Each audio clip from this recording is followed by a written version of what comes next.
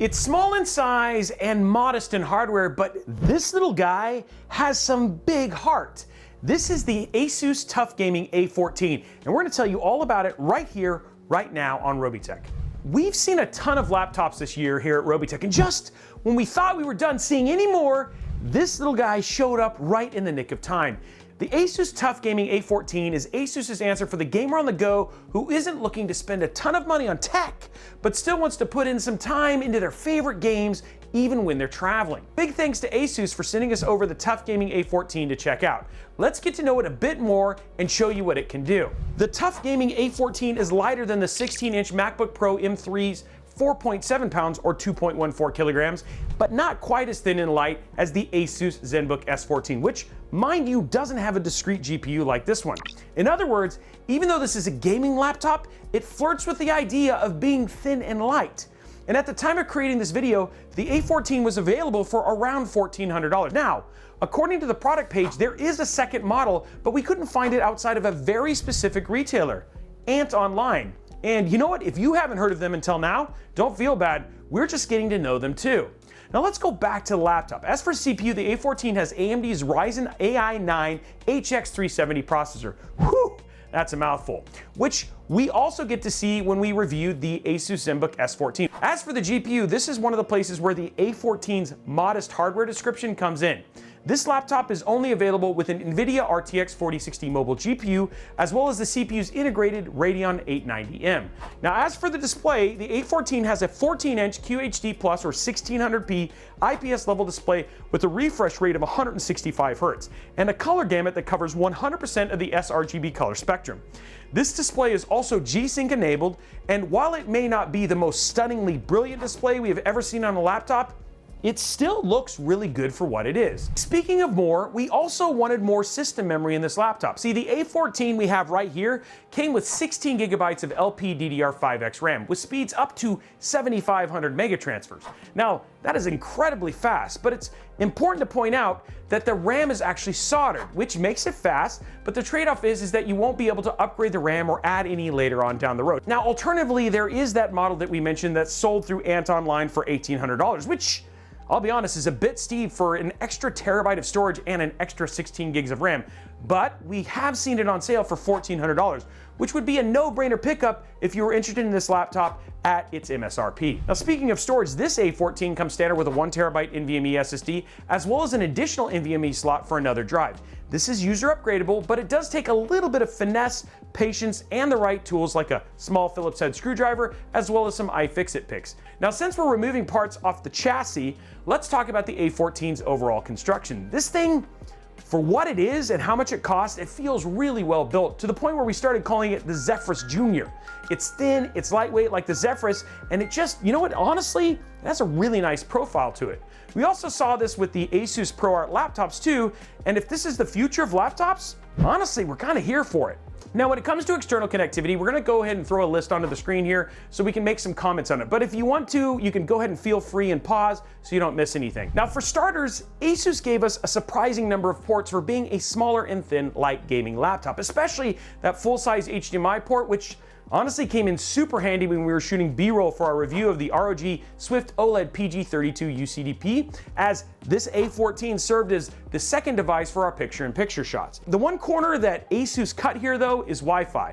Now, while it does have Wi-Fi 6E, it doesn't have Wi-Fi 7. Are we surprised? No, but we were just a little disappointed. Now, we could say something similar about the A14 speakers, but we're gonna have to have a little bit more grace here. While we were hoping for like a similarly cinematic sound experience out of the A14 like we did get on the Zephyrus G16, considering just how similarly they look, it wasn't quite there. However, the A14 is still Dolby Atmos certified, and it provides a decent listening experience. It's definitely not as loud, so you might wanna have like a good pair of headphones to travel with when you're using this laptop. Now, as for the keyboard and touchpad, both felt good for laptop input. Again, like the Zephyrus, nothing really stood out here as mind-blowingly good or day-ruining bad. The keys felt sturdy, but not too heavy to the press, and even though this is a more compact laptop, the experience of using it to game on, write scripts, answer emails never felt cramped, though we still hit that dang Copilot key that just keeps getting in the way.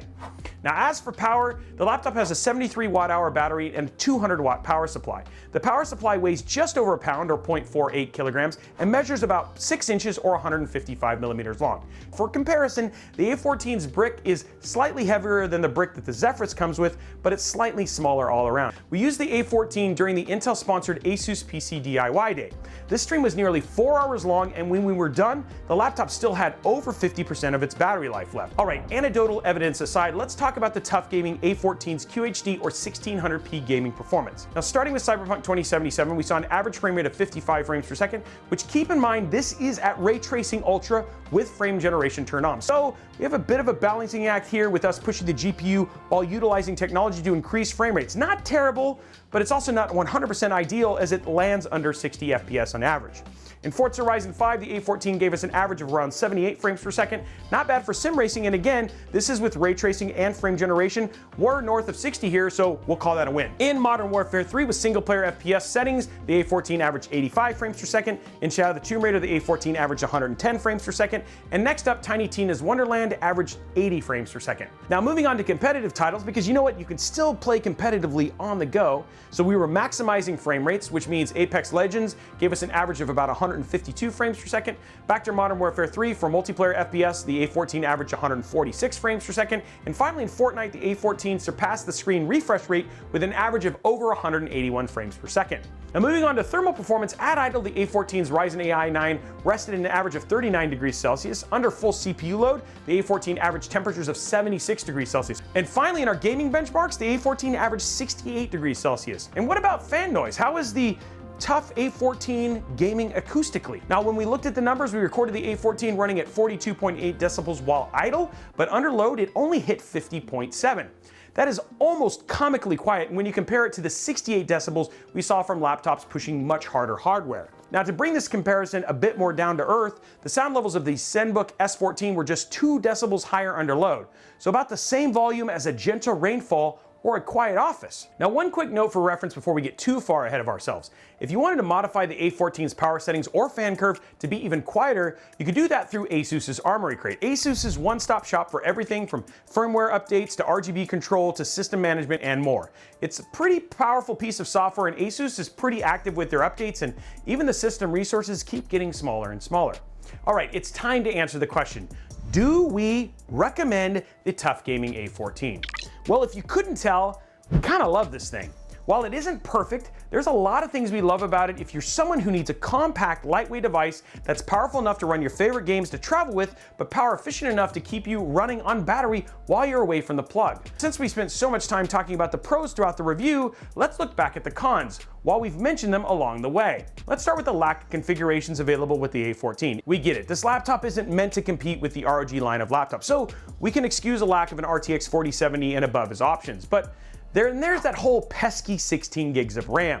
While that's adequate for most parts today, we can't be certain that it'll be adequate for the near future. We've already been recommending 32 gigs for modern laptops and desktop PCs, so the lack of an option and lack of user upgradability here is kind of a bit of a bummer. What's also a bit of a bummer is that even if you wanted to do 32 gigs, there's only one location to get it, and at full price, it's nearly a $300 markup for 16 gigs of RAM and an extra terabyte of storage. It's almost Apple level of absurd. And absurd also describes the number of times we hit that dumb Copilot button. We know, it's here to stay, we could always turn it off in the system settings, but given how small the keyboard is, we really wish ASUS had made its activation a function key plus Copilot key thing, so we didn't have to keep unintentionally launching the Copilot app. However, even with the cons we mentioned, we still love this laptop. It's small, it's lightweight, and it feels well built. And can I just say how excited we are to see more thin and light laptops that are capable of doing more than just answering emails and maybe some light photo and video editing. Having lighter laptops is really going to cut down on back, neck, and shoulder injuries from slinging around some of those chonky ones.